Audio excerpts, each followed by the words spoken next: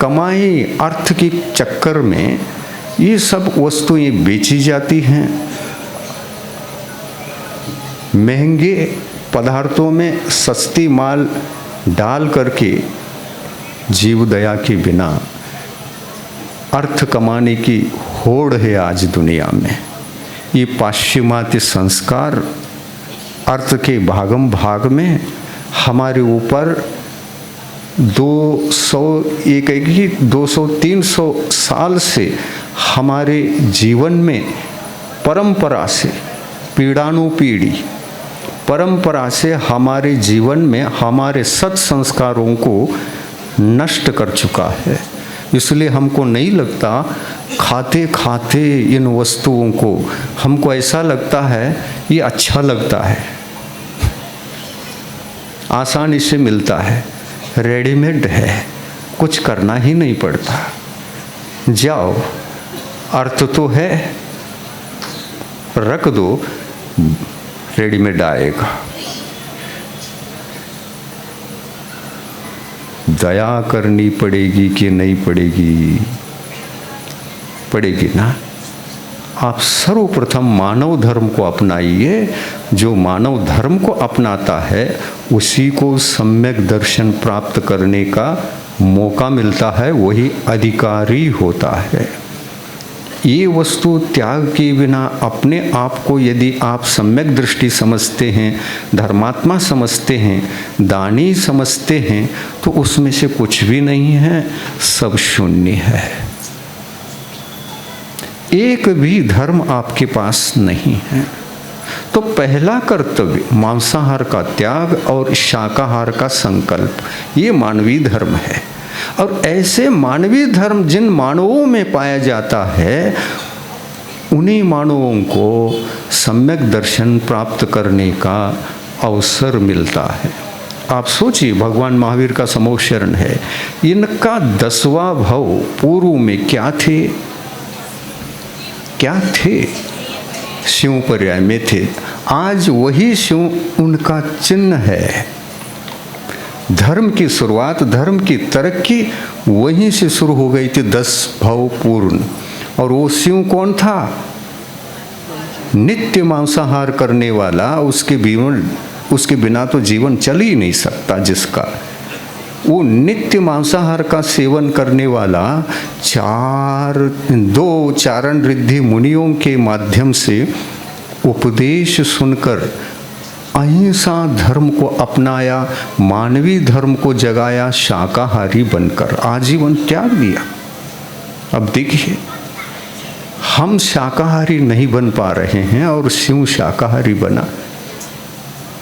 धर्म की शुरुआत हो गई, बीजारोपण हो गया, श्री मंगलाचरण हो गया, और उसके पश्चात वो 10वें भव में जाकर के तीर्थंकर बना।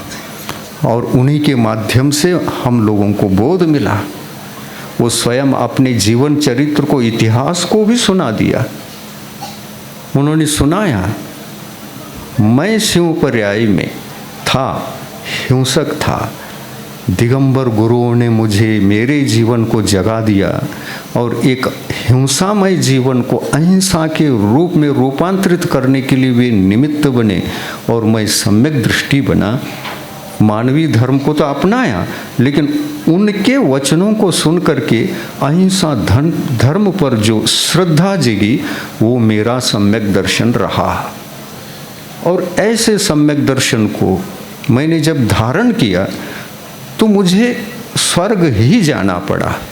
आप सोचिए, आप मानव धर्म को भी अपनाते हैं तो स्वर्ग नरक तो जा ही नहीं सकते, त्रियंच गति में जा ही नहीं सकते।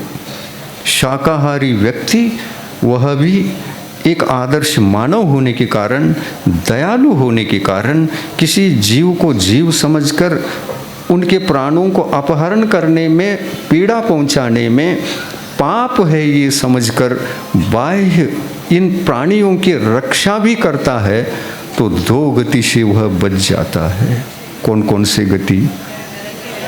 नरक गति से बचता है और त्रियंच गति से बचता है। आपको भी बचना है ना? आप शिव पर्याय में है क्या मानव पर्याय में है? मानव के पर्याय में जन्मे हैं तो आप कहीं भी चले जाइए, विदेश जाइए, यहाँ रहिए, शाकाहार का अभाव कहीं भी नहीं है। वनस्पति आहार सब जगह उगता है। क्या अमेरिका जाएंगे तो मांसाहारी करना पड़ेगा, ऐसा कुछ नियम है? नहीं है। वहाँ भी ज्वारी मिलता है, गेहूँ मिलता है, शाकाहार की वस्तुएं मिलती है।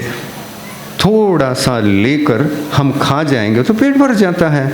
अब जितने समय के लिए वहाँ रहते हैं उसको ढूंढो, उसको तैयार करो, शाकाहार को बचाओ, शाकाहारी बने रहो, अपने जीवन को बचाओ, अपने आत्मा को बचाओ।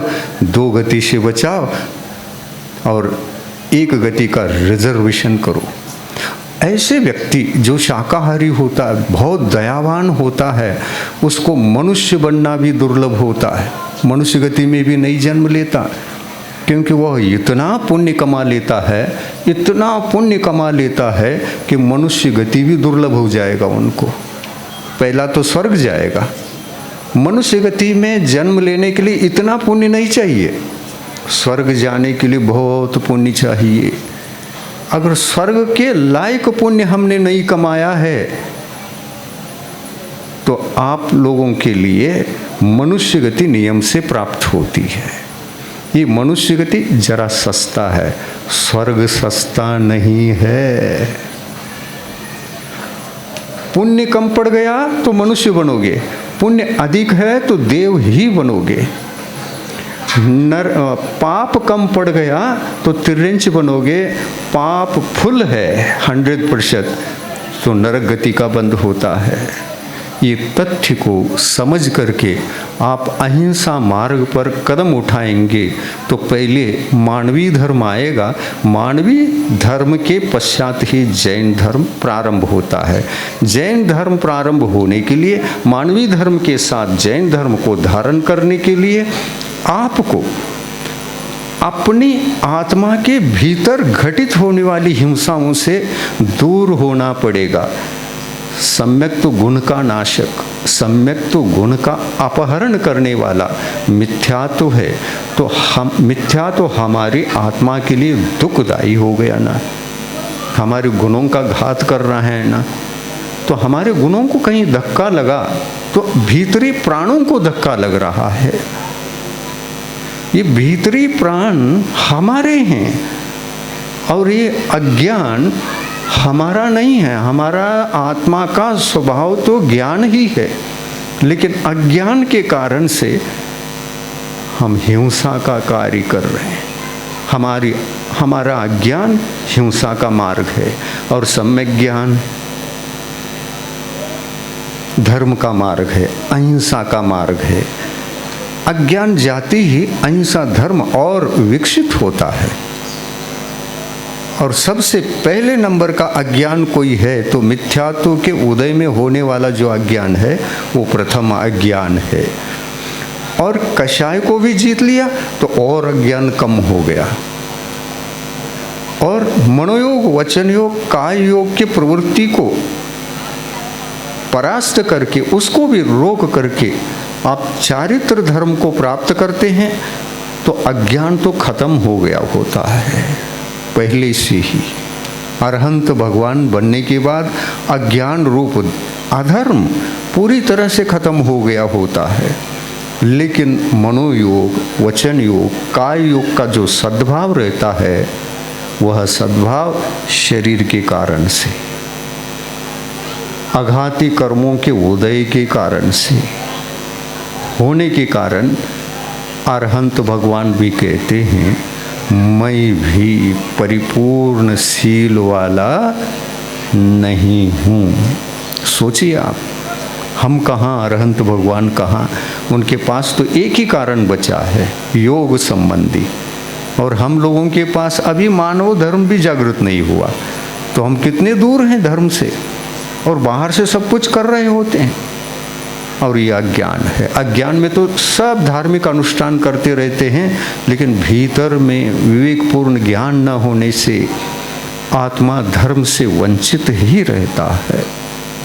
आइए आपके लिए हम बहुत जोरदार बहुत जोरदार निमंत्रण देते हैं, आप यदि जैन हैं तो आत्मा का कल्याण करना भी आपका कर्तव्य है, साथ में शाकाहारमय जीवन जीना भी आपका कर्तव्य है, आपका धर्म है, और वही मानवीयता है।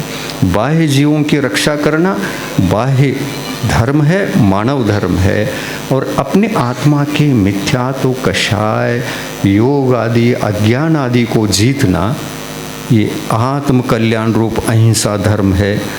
दोनों धर्मों का जो पालन करता है वो धर्मात्मा कहलाता है, और जो बाहरी पक्ष वाला मानव धर्म को अंगीकार करके साधना करता रहता है वो स्वर्ग का पात्र तो हो जाएगा लेकिन मोक्ष का पात्र नहीं बनेगा। मोक्ष का पात्र होने के लिए भीतरी अहिंसा धर्म को भी और बाहरी मानव धर्म को भी पालन करना होगा। ये बाहरी मानव धर्म आप जब तक शाकाहार के मार्ग को नहीं अपनाएंगे, मानव धर्म जागृत होने वाला नहीं है। आज फास्ट फूड के रूप में आप प्राणियों को खा रहे हैं, तो प्राणी भी यदि मनुष्य बना और यही परंपरा आपकी रही तो वो भी आपको खाएगा। यही सोचकर शाकाहार का सबको नियम लेना चाहिए। आपके आचार विचार देखिए कितने सुंदर आचार विचार हैं। समय हो रहा है, ज़्यादा समय न लेते हुए, आपके आचार विचार कितने पवित्र हैं। मंदिर जाते हैं तो कभी कभी तो मंदिर जाना ही नहीं मुझे। क्यों भाई? क्योंकि सूतक आ गया। क्या हो गया? अरे भाई अपने परिवार के वो मर गए, कैंसर हो गया था, स्मशान तक होकर के आए, तो अभी सूतक में हैं, आज मंदिर नहीं जा सकते, दान नहीं दे सकते, देवशास्त्र गुरु का स्पर्श नहीं करते, सेवा नहीं कर सकते, और कुछ कर सकते हैं तो उनका उपदेश सुन सकते हैं, इतना कर सकते हैं। ये कहते हैं अच्छा सूतक आ गया। हाँ सूतक आ गया, तो सूतक आने पर हम मंदिर नहीं जाते, अभिषेक नहीं करते, पूजन नहीं करते, हाँ केवल स्पर्श करके आए क्या भक्षण करके आए? नहीं, स्मशान गए, हम अपवित्र हो गए, मन अपवित्र है, वचन अपवित्र है, काया अपवित्र है, स्नान करना पड़ेगा तभी सूतक से मुक्त होंगे। और मरण भी किए हैं तो 12 दिन बाद 13वें दिन तक हम कहीं पवित्र हो पाते हैं, जीवन में से सूतक हट जाता है।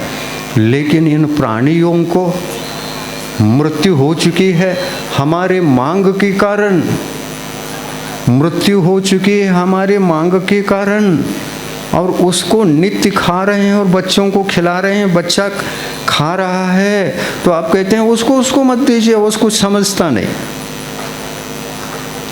हम छोड़ देते हैं। तो बच्चों को तो आप छूट दे रहे हैं, बच्चे को तो नरक भेजना चाहते हैं क्या? कौन सा अच्छा बताइए? आपके गोद में छोटा सा बच्चा बैठा है, उसको आप चॉकलेट खिला रहे हैं, बिस्किट खिला रहे हैं, एनिमल सोर्स वाले पदार्थ कोई भी खिला रहे हैं, उसमें मांसाहार का कंटेंट है, उसको खिला रहे हैं, तो अपने बच्चे को आप शाकाहारी आपने तो ले लिया, आप तो स्वर्ग जा रहे हैं, बच्चे को कहाँ भेज रहे हैं? तो आपको दया है क्या? मेरा बच्चा भी मेरे साथ मेरी गोदी में बैठ करके सदगति में जाए, स्वर्ग में जाए, ये भावना होना चाहिए कि नहीं होना चाहिए? आप छूट दे रहे हैं, ये कुछ नहीं जानता और ले लेगा तो ये और खा लेगा और पाप लगेगा। अरे त्याग से आप डर रहे हैं, लेकिन बच्चा अगर इसका त्याग करके यदि गलती से खाता भी है तो एक दिन और कभी भूलवश खा लेगा, उससे डरने की ज़रूरत नहीं है। ये नियम लेंगे तो नियम टूट जाएगा, ऐसा कह करके यदि बच्चे को नहीं नियम ही नहीं दिलाएंगे तो वो ठीक नहीं है, वो तो पूरी तरह से खाएगा, फिर पूरी तरह से खाने पर पाप से बच सकते हैं। मत रोको उसको, मत भेजो स्वर्ग, गोदी में बैठा है आपके साथ ही आ जाए, मैं तो आहार लेते समय मुझे जो आहार देगा मेरे साथ उनको आना पड़ेगा। जो मेरे साथ आने वाला है वही आहार देगा, और जो मेरे साथ छोड़ने वाला है उनको यहाँ आहार देने का परमिशन बिल्कुल नहीं है। हमको दुख होगा क्या? नहीं। हमसे जुड़कर, हमको आहार देकर, हमारा भक्त बनकर, शिष्य बनकर, हमसे अनुराग रखकर, हमको गुरु समझकर, शिष्य होकर नरक जा रहे हैं, हमको भी रोना पड़ेगा क्या? नहीं। जैसे शिष्यों के प्रति गुरु दुखी हो जाते हैं गलत कुछ हो गया तो, वैसे माँ को, बाप को, अपने बच्चे को देखकर दुर्मार्ग पर चलते हुए, इन वस्तुओं को खाते हुए देखकर दुखी होना चाहिए। आप भी संकल्प लीजिए, मैं भी संकल्प लेता हूँ, मुझे आहार देकर आप स्वर्ग चलिए, हम दोनों मिलकर के चलते। आप स्वर्ग चलिए, हम दोनों मिल करके वहाँ अटेंडी देंगे देवों को। इंद्र को कहेंगे हम गुरु थे, आप शिष्य थे, ये हमारा कहना मान लिया, इसलिए हम दोनों मिलकर के आ गए। इंद्र देवता को जवाब देंगे हम। लेकिन आप नरक गए और हम स्वर्ग गए, और पंचम काल में तो स्वर्ग ही मिलता है, मोक्ष तो है ही नहीं। कालांतर में जरूर मिलेगा। अपनी अपनी साधना के बल पर, अहिंसा की साधना जितना करोगे आपके संसार के भव उतने घटेंगे। आप भी, ऐसा मौका है, ध्यान रखिए, बहुत बड़ी बात बता रहा हूँ अंत में, आप भी अपने जीवन को संसार का अंत कर सकते हैं, और ज़्यादा से ज़्यादा उत्कृष्ट रूप से 8 भव और कम से कम 3 भव में अपने आप को सिद्धालय में पहुंचा सकते हैं, सिद्ध भगवान बना सकते हैं। ये शॉर्टकट मार्ग है, इसीलिए तो हम इस मार्ग पर आए। और मार्ग ही नहीं होता। पंचम काल में मार्ग है लेकिन मंजिल नहीं, और मंजिल जो मिलेगी वह जगन से 3 भव या उत्कृष्ट से 8 भव में हम मंजिल पा जाएंगे। और हम उस रास्ते पर चल रहे हैं। आप लोगों को भी चलना है क्या? मैं पूछ रहा हूँ। समूह शरण में बैठकर आज के दिन उपदेश सुन रहे हैं, आशा है क्या? भगवान बनने की कोई आशा किरण कहीं आत्मा में है क्या?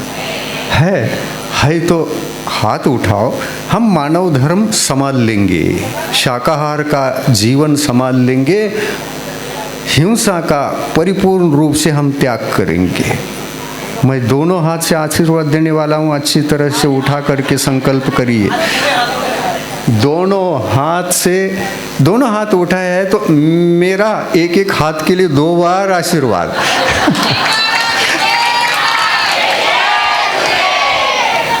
और आप पीछे परिवर्तन के दिन आपने इस शाकाहार का आजीवन पर्यंत संकल्प लेकर हृदय परिवर्तन किया है।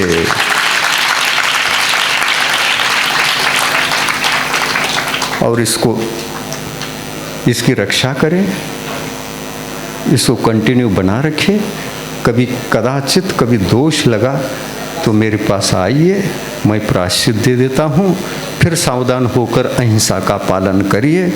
एक आध बार दोष होता है तो घबराने की ज़रूरत नहीं है। असंयमी रहने से तो कभी भी हम खा सकते हैं, छूट रहता है। ये कह करके नित्य कहेंगे तो नरक का द्वार ही है। किंतु व्रत लेकर के कभी दोष लगा ही, मान लो लगा भी, तो ये नरक नहीं ले जाएगा आपको स्वर्ग ले जा सकता है। क्योंकि प्रायश्चित का एक मार्ग है। क्योंकि छद्मस्त जीव अज्ञानवश, कहीं दोषवश, प्रमादवश कभी कदाचित कुछ खा भी लिया तो पश्चाताप होता है ना। और यही पश्चाताप आपको पाप कर्म के बंध से बचाता है। और इसलिए व्रत लेने से घबराना नहीं चाहिए। व्रत लेने के बाद दोष आए तो गुरु हैं संभालने वाले, प्रायश्चित देख करके हमको इन दोषों से मुक्त कराएंगे। क्यों डरना, डरना नहीं, ठीक है ना। संकल्प करिए, संकल्प कर 9 बार नमोकार मंत्र पढ़िए। आज तो इस पंडाल में बैठकर सभी एक आदर्श मानव धर्म को अपना करके अपने जीवन को धन्य कर लिया, मैं ये समझूंगा। इसलिए संकल्प लेकर के उन प्राणियों का कल्याण करिए और आत्मा का भी कल्याण करिए। मानव धर्म आत्मा के कल्याण की शुरुआत का मार्ग है वो, और इस मार्ग को संभालो और देव शास्त्र गुरु पर श्रद्धा रखो। आत्मा को मुझे भी भगवान बनना है ये कह करके गुरु के, देव शास्त्र गुरु के सानिध्य में, संपर्क में सदा रहेंगे तो जैसे गोदी में बिठाकर आप स्वर्ग बच्चे को ले जाएंगे, वैसे मेरी अनुकंपा की छत्र छाया में आपको भी स्वर्ग आना ही पड़ेगा। ये आशीर्वाद भरपूर है मेरा। सब शाकाहारमय हो जाइए। आप जैन हैं, मांसाहार शोभा नहीं देता। तीर्थंकर भगवंतों ने अहिंसा के झंडे को आपके हाथ में दे करके वे चले गए। मैं जा रहा हूँ, इस झंडे को आप लोग संभालो कह करके चले गए हैं क्या नहीं? तो जिम्मेदारी कितनी बनती है अपनी। आपके बच्ची को संभालो, पति को संभालो। और दूसरी बात ये कहता हूँ मैं, आप शाकाहारमय पदार्थों को घर में बनाकर बच्चों को खिलाओ, पति को खिलाओ, परिवार को खिलाओ। जिम्मेदारी महिलाओं की अधिक होती है। आप इस जिम्मेदारी को उठाएंगे तो आपका घर तो स्वर्ग जाने से पहले धर्ममय अगर हो गया तो घर ही स्वर्ग है, स्वर्ग का रूप है। अन्यथा फास्ट फूड खा करके घर में जीवन जो जी रहा है वो घर नरक है। इसलिए कहते हैं स्वर्ग भी यही है तो नरक भी यही है, उसका तथ्य यही है ना। इसको समझना है और समझ करके अपने जीवन को मंगलमय बनाइए। ये उपदेश आपके लिए बहुत काम में आने वाला है। आपने लिया हुआ संकल्प के लिए मेरा बहुत आशीर्वाद साथ चलेगा। ये मानवीय धर्म, अहिंसामय धर्म, प्रारंभिक धर्म, अनुकंपामय धर्म, जैन धर्म की शुरुआत की किरण यही है। इसको संभालते हुए आत्मा का कल्याण करिए। आप सबको मंगलमय आशीर्वाद। पिछले परिवर्तन के दिन हृदय परिवर्तन एक अद्भुत घटना है और आज भगवान महावीर के समोच्च शरण में ये जो घटी घटना है ये आपको वरदान सिद्ध होगा, इसमें कोई संदेह नहीं। अहिंसा परमो धर्म की जय।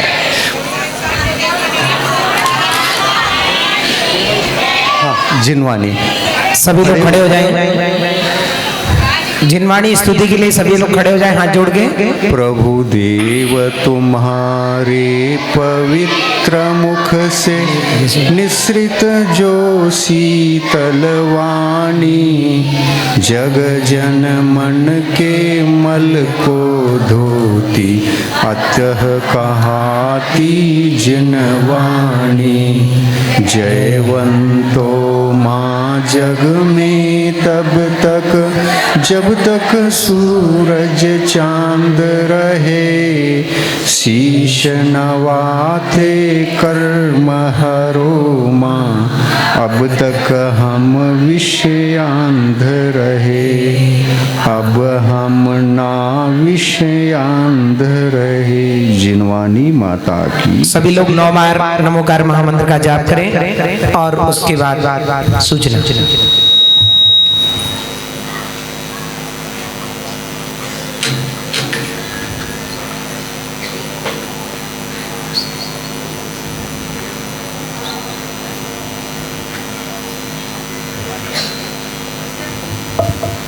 जय बोलिए द्वादशांग जिनवाणी माता की जय। एक सूचना, जो भी लोग बाहर से पधारे हैं सभी के भोजन की व्यवस्था यहाँ पर की गई है, और सभी के, और जो व्रती आदि हैं जो पानी आदि लेते हैं या फ्रूट्स आदि, उनकी भी व्यवस्था यहाँ पर की गई है। हमारे आदरणीय काका जी को, हाँ रानू भैया ने व्यवस्था की है, साथ में तो जाओ।